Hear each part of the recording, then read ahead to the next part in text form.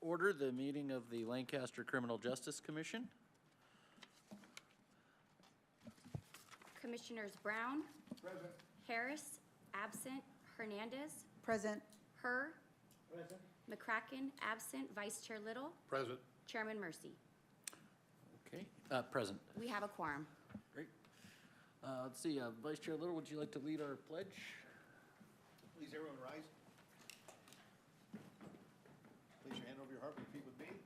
I pledge allegiance to the flag of the United States of America and to the republic for which it stands, one nation, under God, indivisible, with liberty and justice for all.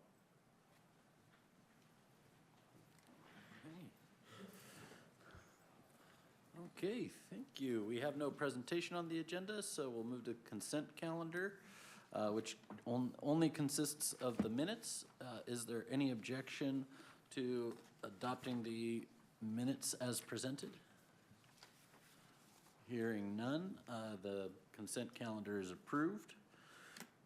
Commission, staff presentations, updates, and reports. Los Angeles County Sheriff's.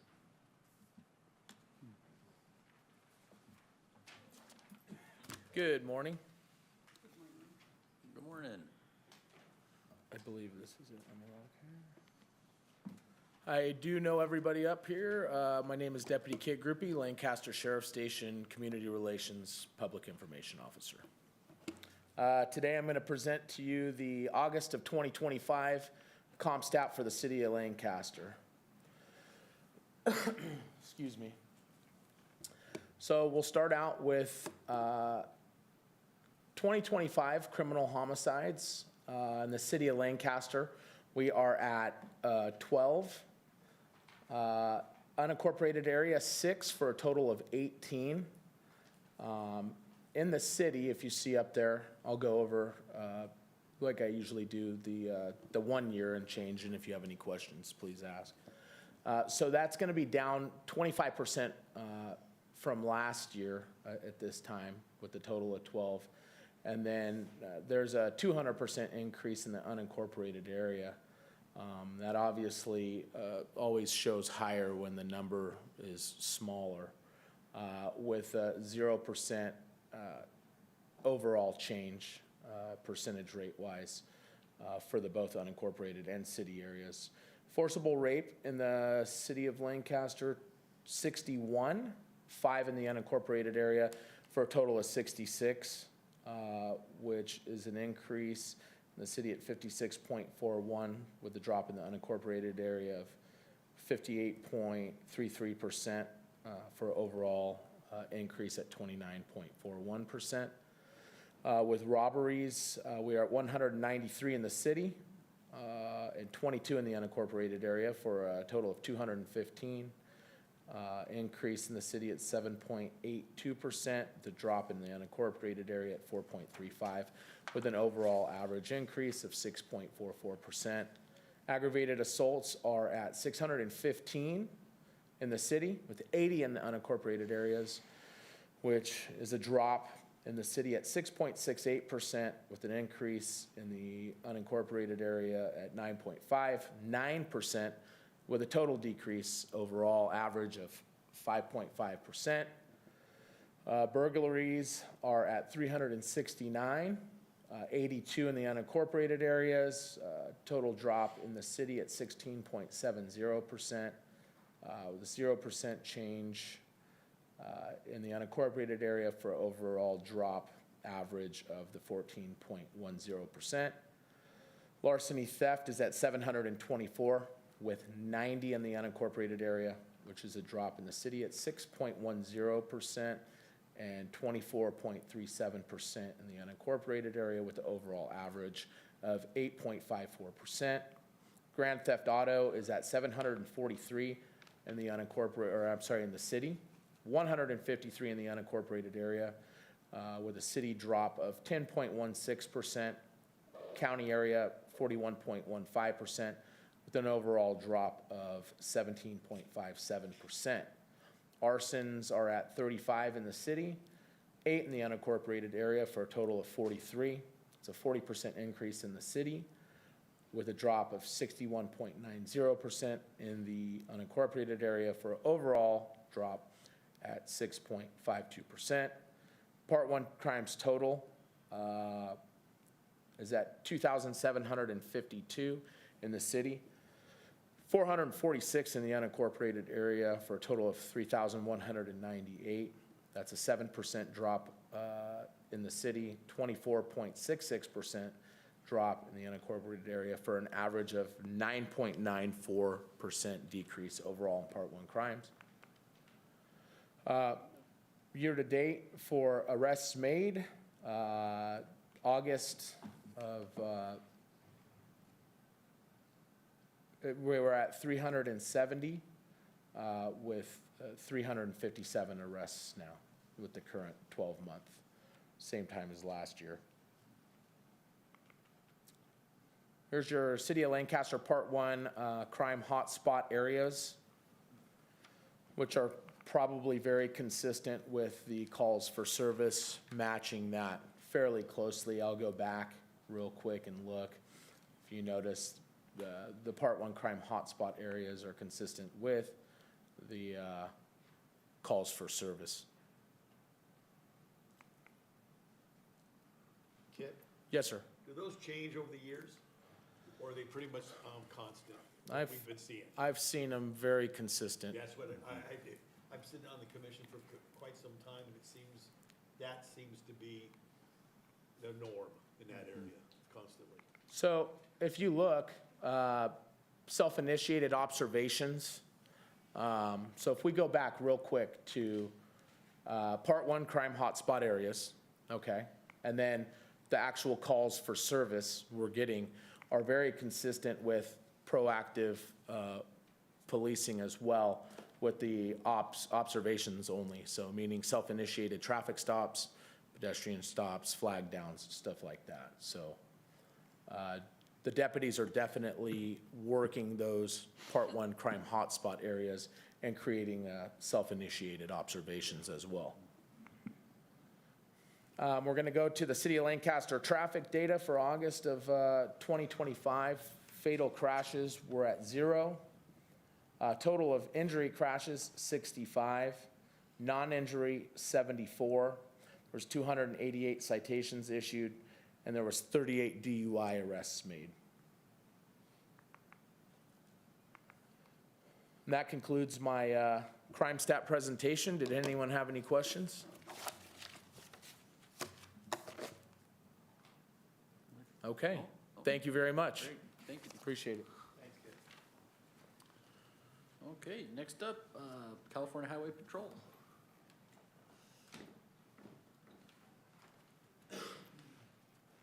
Good morning. I'd like to thank you, ma'am, gentlemen, for the opportunity to speak on behalf of California Highway Patrol, Antelope Valley. My name's Jordan Church. Know most of you at this point, but here today just provide a brief update from CHP Antelope Valley. So at this time, for our personnel, we have 5 new officers recently having completed field training, now actively working patrol. 7 trainees remain on field training, but they are expected to complete their training soon, and that's just going to further strengthen staffing levels here in the Antelope Valley for CHP Antelope Valley. So our enforcement data update year to date for Q3 from last year to this year. Our CHP citations being issued are down 3%. Enforcement contacts are down 6%, and arrests are down 1%, with distracted driver violations being up 4%. But if I can speak to the reason for that. So for essentially the first time in CHP Antelope Valley history, we have over 10 trainees training in the area at any given time. It was up to 12 at one point. So that kind of melts an officer and a trainee together into one car for a time, temporarily decreasing the amount of enforcement that's going on, right? If we put 2 officers into one car, one officer is responsible for training the trainee. That officer is not out doing what he would normally be doing, he or she would normally be doing. So we do expect those numbers to increase as our trainees get off of field training, are on patrol on their own, and that returns our field training officers to regular patrol. So while those numbers are down, it's for a good cause. Those numbers will increase when we get our guys off training and onto patrol. So those we'll be looking up. Recently, in the month of September, we conducted a focused enforcement operation on key corridors here in the Antelope Valley.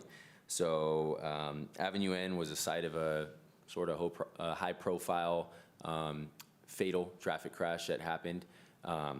So we did an enforcement operation on Avenue N, and then State Route 138 between 90th and 165th Street East. That is a corridor for us that has a consistent high number of serious traffic crashes. So during that operation, resulted in over 100 citations being issued in a total of 3 days for various dangerous California Vehicle Code violations, as well as a felony warrant arrest.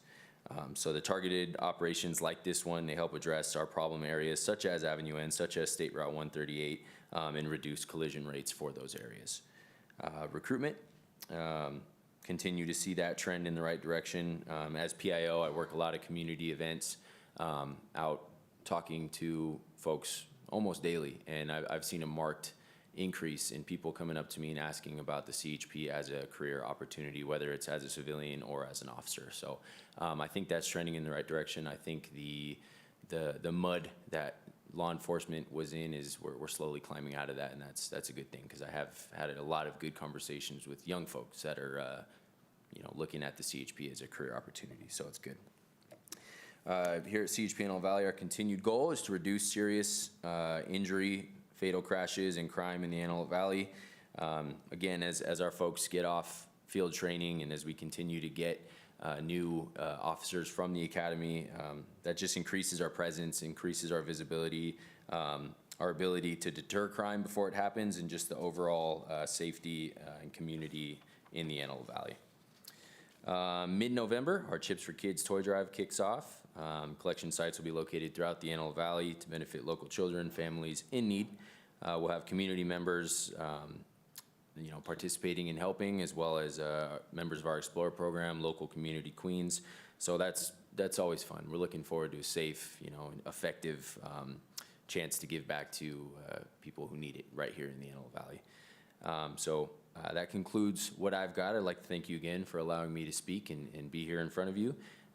We remain committed to, servicing the Antelope Valley through proactive enforcement, education, and community partnership. Do you have any questions or feedback for me?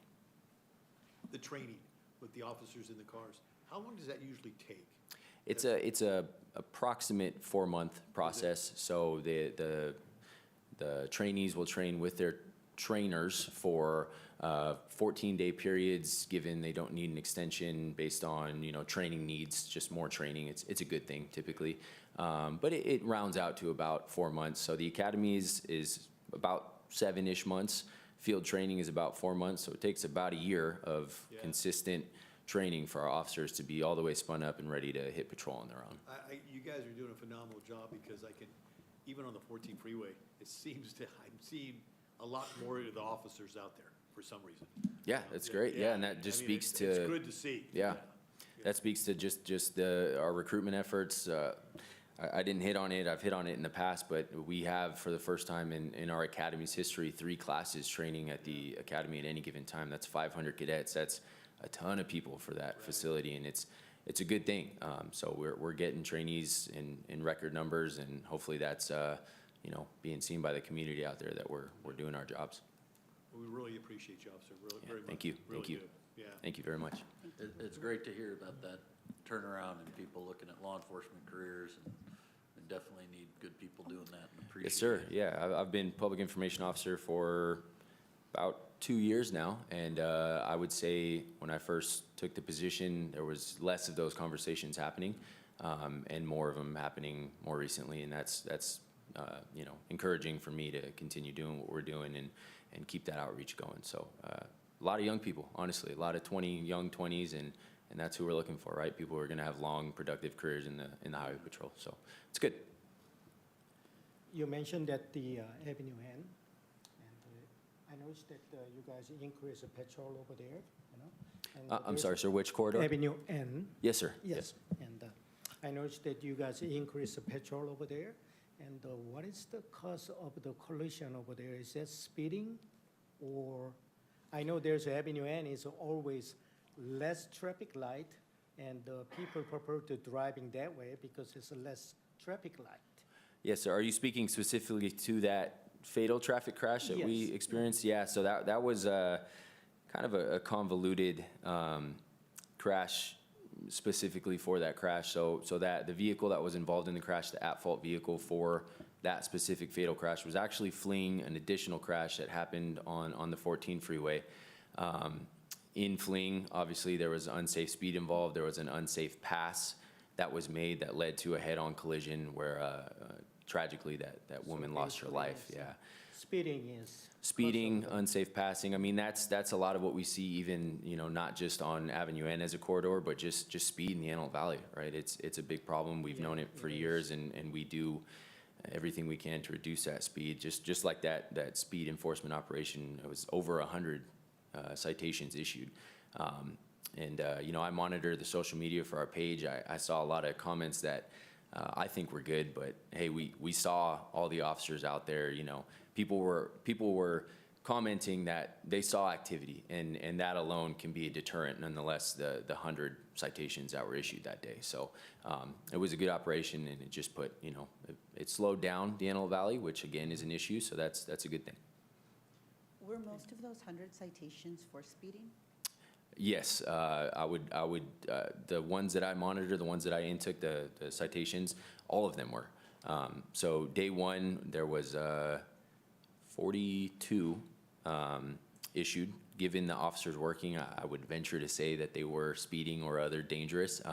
But the second 2 days that I monitored and intook all the citations, they were all primary collision factor citations issued. So they all had something to do with dangerous driving. How many citations, or can you break it down, that are being written for cell phone violations?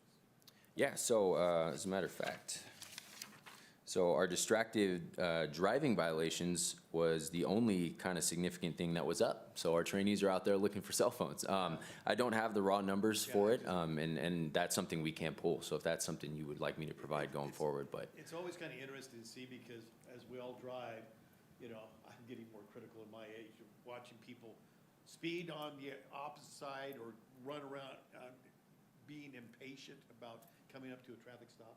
It's nonstop. And then I see the ones constantly on their phones, and they're driving like this and swerving. I'm just going, my goodness. Yeah, honestly, I think a reason it's one of the significant enforcement data that is up is because it's so easy for our trainees to spot, right? They're learning the job. Some of them aren't radar trained. Some of them don't know, they're still learning the job. They're still learning from their FTOs, but I think anybody could get behind the wheel of a patrol vehicle and see someone with their cell phone up here, right? And it's an easy citation to write.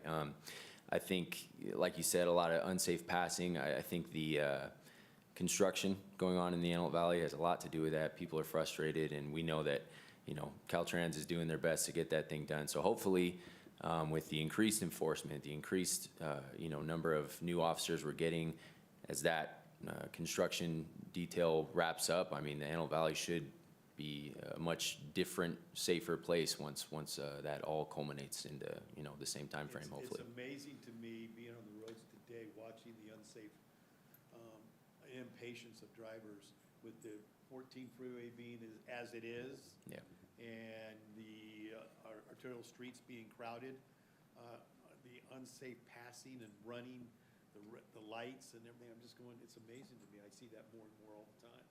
Yeah, and I speak to that oftentimes at community engagement events and opportunities. A lot of people come up, what are you guys doing to fix the freeway? And if I could get out there and take a shovel to it myself, I probably would at this point. But we try to hit that education part when we are just talking with people. And if people want to pass unsafely and cause head-on crashes, that's when our enforcement comes in, right? That's when we're writing citations and making arrests. So that's what we're here to do, and that's just part of keeping the Antelope Valley safe.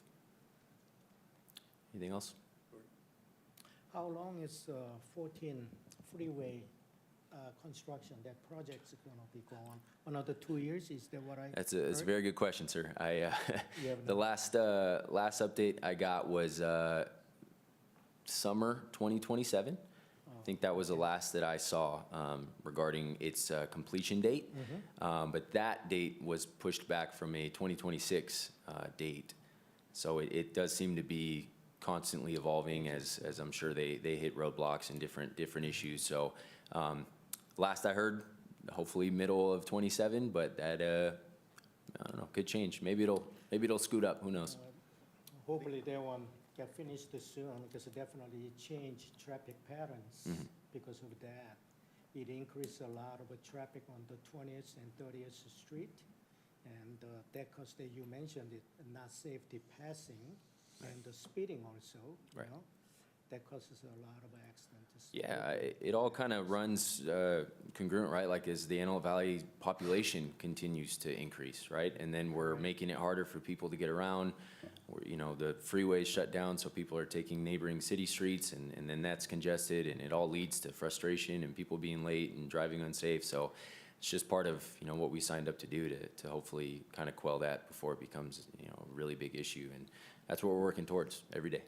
When that crystal ball, you get fixed, to let us know when that freeway, that'll be great. Yeah, it's at the shop for repairs now. I will get back to you, sir. Well, thank you. If you don't have anything else, that's it for me. I appreciate your time, and I will see you all soon. Thank you. Yes, sir. Excuse me, quick question.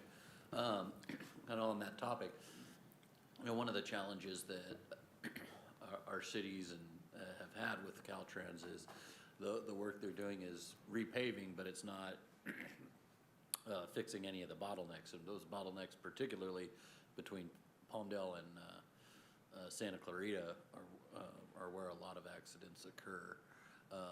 Do you have statistics on that you could provide?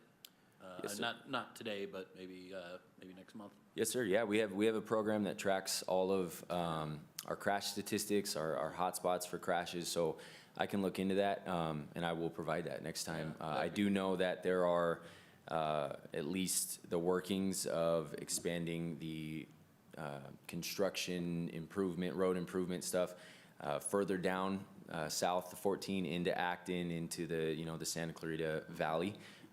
So if that's true, that's just going to be, more work and more education needed.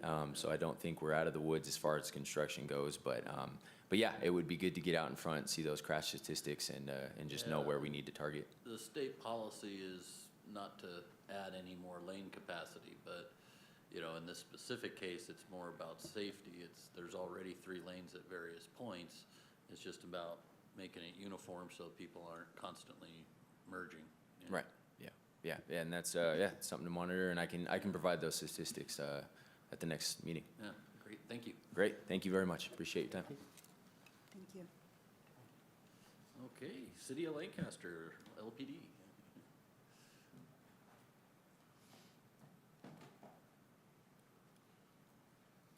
Good morning. Good morning. Don't have very much for you today, just a couple updates.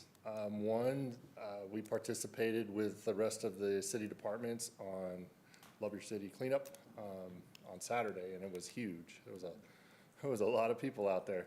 And we assigned an officer with each team to go out, and I believe I heard this morning that the tonnage was over 40 tons of trash and debris removed from the community. So that was a success, but not only was there a lot of volunteers that were out doing the work, but there was a lot of community participation from people that didn't volunteer by cleaning up their own property and bringing that trash out to be picked up. So it was really effective, and it was a very positive event, and heard nothing but positive feedback from that. So it was great to participate. Our department, after a year after being approved for CLETS with the state, is finally connected. So our team is now able to access all the systems they need to go out and do their job, do enforcement, run cars, run people, all that kind of stuff. So they are out hitting it today. And we have 2 new officers. We have, unfortunately, they couldn't be here today, but Adriana Aguilar, who is a school resource officer, and David Lara, who's one of our new motors. He's in training right now. And then our motors are down in the basin right now, working with a kind of a motor task force, multiple other cities, and there's about 50 motors, and they go and just saturate a city. And so we're on that list. It's going to happen for us too. We're participating in that program. And we still have 2 more motors, I believe, in backgrounds. So they'll be coming on pretty soon as well. And then ShotSpotter. ShotSpotter, as you know, has been on for about 18 months. And I want to point out that we immediately started seeing some reductions in gunshot incidents when that came out last March of 24. But in October 24, there were 55 gunshot events that occurred within that region. And then fast forward to July, it was down to 34. August was 26, and then September was only 20. So we're definitely on a downward trend. It's been consistent. There's been 2 months that were kind of spike anomalies, but for the most part, it's been extremely effective in getting deputies to those areas quickly. And in many times, the deputies would get there with no call, no 911 call, and actually find somebody that was injured and be able to rescue that person. So it's been a successful program. We intend to continue it. Just wanted to highlight the success of that and those numbers that are significantly lower than they were a year ago. That's all I have for you today. Unless anybody has any questions. Not the questions. I know we had a previous meeting and that regards to this. I'm sorry, I can't hear you, sir. You mentioned that, what happened at the fairground and earlier this morning, Yes, sir. And you want to share that information? The numbers? With us? Yeah. Yeah, absolutely. So we did install LPR out at the fairgrounds. So for the fair, the period of the fair, last week, we saw 35,000 cars come to the fair, and 24,000 of those were unique. In other words, they were only there one time, which means about a third of them came back, visited the fair again. And then there were 9 stolen vehicles that came through there as well. So, yeah, and I saw our sheriff partners taking action in the parking lot, so I do believe that those were recovered. Yeah, but you guys did a wonderful job, and I seen it myself with the, LA County Sheriff Department. We appreciate you. Thank you. Yeah. Okay. Thank you. Okay, elected office update. We have Assemblymember Lackey's office.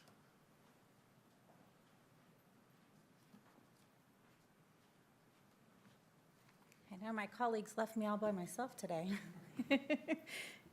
Good morning, everybody. My name is Angela Allen. I'm here on behalf of Assemblyman Lackey. The first bill I want to bring up, AB 495, is still on the governor's desk. We are still waiting to see what he does with that. That is the Family Preparedness Act of 2025, where anybody could sign as a relative and collect your children. For public safety, we have SB 805. That makes it a crime for law enforcement, including federal law enforcement, to fail to visibly display their identification, and that was signed by the governor. SB 627 prohibits, with some exceptions, law enforcement officers, including federal officers, from wearing masks. That was also signed by the governor. We did oppose that bill, just so everyone's aware. AB 379 increases the prostitution-related penalties and fines and allows for prosecution for loitering for the purpose of prostitution by individuals who intend to purchase commercial sex, and authorizes a new grant program for prosecutors to devote resources to prosecuting human trafficking and solicitation of children for prostitution crimes. And it increases the penalty for soliciting prostitution from children aged 16 or 17 from an aggravated misdemeanor to an alternate felony misdemeanor if the person is more than 3 years older than the child. That was also signed by the governor. AB 237 makes it a misdemeanor for sworn personnel of law enforcement agencies, including federal law enforcement, to fail to, that one's the same one as the other one, as I'm not going to read through it again. So that one also is the same thing as SB 805. It's failing to display their identification. And it also includes specified exemptions for federal officers that adopt a specified written policies. Sorry, my notes are all over the place today from our capital team. And it adds the term by any other means to various statutes, making it a crime to impersonate public officials or utility workers like peace officers and firefighters, and expands this to include impersonating federal law enforcement agencies. SB 380 requires a report to the legislature on whether it is feasible to have transitional housing for conditionally released sexually violent predators. This requires that on or before January 1st of 2027, the Department of State Hospitals must conduct an analysis of the benefits and feasibility of establishing transitional housing facilities for the conditional release program and submit the findings to the legislature. So that has been enrolled and presented to the governor. We're waiting to see what's going on with that one. SB 274 requires law enforcement agencies to destroy any information collected from automated license plate readers within 60 days if they do not match.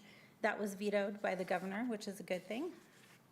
The lackey bills that have been signed by the governor: AB 287, which was our vote center bill; AB 486, which was our burglary tools bill; AB 525, the exemption for agricultural vehicles, was signed; AB 653, Child Abuse Mandated Entertainment Reporter Act, also known as CAMERA, which was brought to us by Paris Hilton; and then AB 779, which is the DCFS Domestic Violence Consultant Program. That was also signed. Our bill, AB 1210, California Probation Officers of California, which increased the notice of time when they were about to be released, was vetoed by the governor, unfortunately. So that is what I have today. Is it possible that, hearing all these bills that are being passed or suggested, we could get a list of those things prior to a meeting so that we would have that in front of us for future, so we know exactly which one of those are? Absolutely. Would be helpful. What do you think? Yeah. Yeah, would I it- agree with you. We Okay. unfortunately just got these this No, no, morning. no, no. But we will do our best to make Yeah, sure that you I guys do have them appreciate ahead what of you're time. doing. It just seems that even if it came after the meeting, we would have it emailed to us. And so we'd have it we Yeah. could review it, look And at keep- it. and keep track. And keep track and discuss. Yeah, absolutely. So if you Yeah. just want to let me know who we're emailing the list to, I can get that over to you guys today. Okay, can we do that? Yeah. Okay. Thank you so much. Absolutely. Thank you. Oh, well, a question, just Yes. on some of those bills. Does the state have the authority to order the federal government to behave certain ways? That is a really muddy water, and in all technicality, no. They have no control over the federal government, but they sure like to try. Great, thank you. Yeah.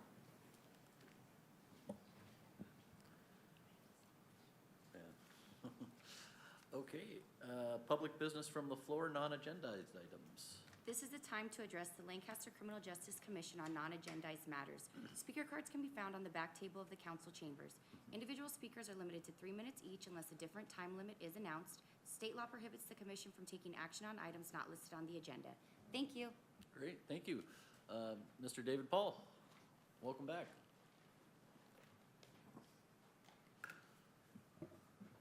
Chair Mercy and Commissioners, good morning. I'm so glad you asked that question because I'm sitting back there thinking about how are we going to tell the feds what to do, but it's, I'm old school. I grew up in a world where you could count on certain things being consistent, and even if it were bad things, there were methods to make them better.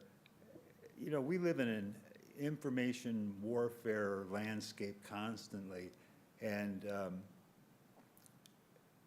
for a guy like me who had a world once that was a certain way, this is hard sometimes to figure out what we're doing and why we're doing it. The thing that doesn't change is the commitment of all you law enforcement professionals here that I admire greatly, because I'm not that strong. I mean, you talk about a violent sexual predator getting a halfway house, I'm just like, what are you talking about? Just give me 5 minutes with them alone, and, or there's a you know, you could sell tickets for that. I don't know. I don't have any idea what the solutions are. But again, I do appreciate us all trying, because that's all we have. And if you look at it in terms of, I have this old book, the library had a sale, I got a book about what it was really like in Victorian England to live, and the disease and all these problems. And if you look at the world, there were no better times. We live in the best times. So we have to just try and make that better. And the CHP was talking about the 38 drunk drivers. Now, that's something that I applaud, because if we can't get those guys off the road, I made a mistake. I don't know if it's a mistake, but my 22-year-old son goes to the AV college, and I bought him a little Honda motorcycle, and it has license plates, and it's street legal and stuff, but it only goes like 45 miles an hour. So I'm concerned on the way to college, some 60-mile-an-hour driver is going to knock him off the road. But keep it up, enforce the laws we can, meet people like the officer was saying, the CHP guy. That makes a difference. That's the only thing that makes a difference, is a connection. And I always appreciate that. And there's a thing in Palmdale tomorrow night, a law enforcement get-together. I hope you're going to go to that one, but I'm going to go just because I like to see what we're doing and stay involved in making the community a better place. Thank you for what you do. This is important work, and it's a pleasure to be here. Thank you. Great, thank you, and we appreciate your participation at all these meetings. Okay, anybody else? I just wanted to note, my notes that was given were incorrect. AB 237 is a crime threats bill, and it died. So I'll update this before I do send this out. Okay, wonderful, thank you. Okay, commissioner comments? Couple things. Drew, we talked regarding possibility of getting probation back in here. What's our status on getting somebody on that? And I don't know if the city was gonna reach out to them, or. Okay, that'd be great. I ran into the gentleman that just retired. Yeah, and we had a long conversation the other night at a function, and he wants to get back involved in this and that. He missed coming, this and that, and I said, well, at this point in time, we don't have anybody that replaced you. So he was a little surprised at that too, you know, so, but a great conversation. So that was the probation department. Also, we used to get the reports regarding the problem properties, commercial, residential, on the ones, and I know that, yeah, we used to get that report from the assistant city attorney at one time. And I was wondering, how can we get back to that state again, getting those things, the ones that are commercial centers that are causing an eyesore or whatever it may be, and we know those ones that are causing that. And just kind of, can we have something come back to us, at least some type of report on that, and then the smoke shops. Yeah, You brought it up too last time. Yeah, I did. Yeah, and that's been a little dig on my side for a couple of years now, and where are we at? We were looking at a different ordinance, we were looking at the nitrous oxide, some of these smoke shops that are selling the things that they're selling. Can we come back with some type of reporting on that on our next meeting, where we're at on some of those things, if possible? Chris? We absolutely can report on the nitrous. We're putting something together for you right now, so at the next meeting you will have an update. Awesome. For sure. As far as the properties conditions updates, we're working with code enforcement to have somebody attend these meetings to be able to speak out to that. Yeah, that'd be good, because we used to be able to see, you know, we made a suggestion at one time that what can we do as a commission to help address those problem properties? You know, and I think that's where we're at right now. What can we do? What can we do to assist? You know, and you guys do a fantastic job, don't get me wrong. And the round robin that you guys have to do as far as cleaning up these properties and addressing these property owners. Some of these property owners that do not answer, that don't live in the areas, and what's happening. And some of these things go by the wayside. What can we do as a commission or make recommendations to possibly, to our city council somehow, what could we do? You know, And just for clarification for the public as well, code enforcement is now under community preservation, which is a different department. And so I understand that department will be participating here in the near future. awesome. Yeah, I've had some conversations with a few of those regarding a few of those properties that were brought up by members of the public, by us, with Chief Armelin. I know they're making some progress there. Additionally, yeah, I spoke with Patty Garibay, who's the director of that department, you know, so she's on the code enforcement stuff, so. Awesome. Yeah. Or actually, Commissioner Hurd? yeah, Commissioner Little mentioned that about the smoke shop. And here's what I did myself. I want to just observe myself what they sell, what's in there. You know, there's several smoke shop and close to my business. And I went into it and take a look at it. And there's a lot of items they selling. They don't have a license to sell it. As far as I look at it, they need to county health permit to handling that kind of stuff, but that they don't. And I think it comes out to be, comes down to be, it just, they can do so much, you know? Yeah, there are so many windows, they can just go out, so, you know, unless we can, to city council has to be involved in it, some kind of a strong, you know, the ordinance or regulations against that business, you know? That's something we can change it, otherwise, you know. I think in the past, Jen, I think, and I'm not really sure, but when it came down to some of the items that smoke shops, if we remember right, smoke shops were cigarettes and cigars and stuff like that. It's instituted in a variety from household goods to, you know, car parts to nitrous oxide. And exactly what you're saying, I've gone into some of these locations and asking, what's this and what's that, and what do you do with it? Oh, this canister here is for whipped cream, and that's what we're. There's a category landed on the food. Yeah. And that's the LA Yeah, County so it Health changes Department, it you know? changes the whole perspective of what they're licensed to do. And so I think that's what the city is kind of looking at, I'm assuming, that, you know, where we can change some of this licensing, or Drew, you would know better than Well, I, as yeah, far as what happens on something like that. You know, can additional requirements be put on sellers by the city, you know, that are selling those items? Right.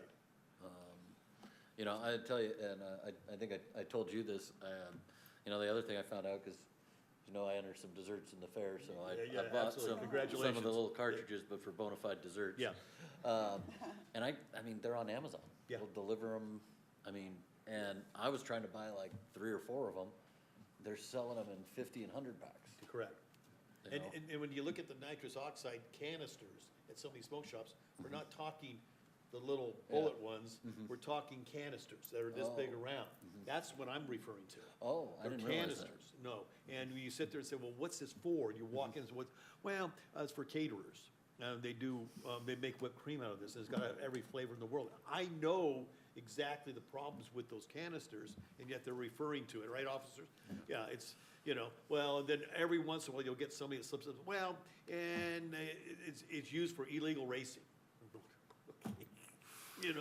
You And know, I I said, got the well, same- what about? Is that the big one? Yeah, Oh. you know, and so, but these kids are buying these canisters, and they're sucking them down, and they Yeah. get a euphoric high, and it's tragic. And you're seeing these canisters everywhere. I mean, when I've seen properties that, unfortunately, the properties that we clean up sometimes as far as in the business that we're in, is that you look at that and you can find 40, 50, 100 of these canisters, you know? And then you find out, you look back and say, some of these people are buying these canisters, and they're buying 3 or 4 a day, or every other day. It's crazy, you know? And so, I don't know what we can do, because it's become a real problem as far as the It younger is generation. because of a high demand, but not everything is coming from the smoke shop. You mentioned No, that no, you no. can buy from all over the place. So when I went in, Just like you ask them, I ask them same questions, and they don't feel comfortable to answer my question because they realize I'm not a regular customer who walking into it, every day buy something, So they are like, they refuse to No, answer no, that no, question. yeah. No, they get tight-lipped, and, it's been a subject of mine for the last couple of years, as you know, Yeah. Drew, and reason why, and it's been one of those issues that I keep thinking, what can we do? And we're trying to clean up, and when you start looking at kids getting these things, I'm just going, what are we doing, And, so anyways, I'd like to see, and Chris, exactly what you guys are doing. I know you guys have been working real hard on looking at some of this stuff, and I appreciate that. So, whatever reports that come back, I would appreciate, yeah. Okay. And, Any Just other- on, just on a note, I was at the fair all 5 days, and the presence and your presence there was definitely felt. It was seen. I couldn't turn a corner without seeing law enforcement there. I think there was a night where the fire department was there too, the concert area, where the games were. So I just want to thank you all for being there and engaging with the community, because it was a great place to be seen, especially with so many children there. And I also was at the cleanup on Saturday, which, same thing. You guys were on it. There were places where there were needles, and you'd be like, wait, don't pay anything up. There's needles here. And the city did a great job of giving us gloves, because there were kids picking up trash with us. So I just wanted to thank you all for your presence and for being there with the community, and just for letting people see you. I know I was talking to Jeff about it, but it's really great. I speak to a lot of the community. I'm always snapping photos of you, so thank you for snapping, smiling for my cameras. I just want the community to know that you guys are here, you care about us. Whenever a fight breaks out, like, where's the sheriffs? Because I read the comments too. Where's the police? Where's the law enforcement? I saw you there. I replied. They were there. I posted enough photos. So I just want to let you know that you might hear a lot of negative, but there's a lot of positive out there about you guys. Thank you for your presence.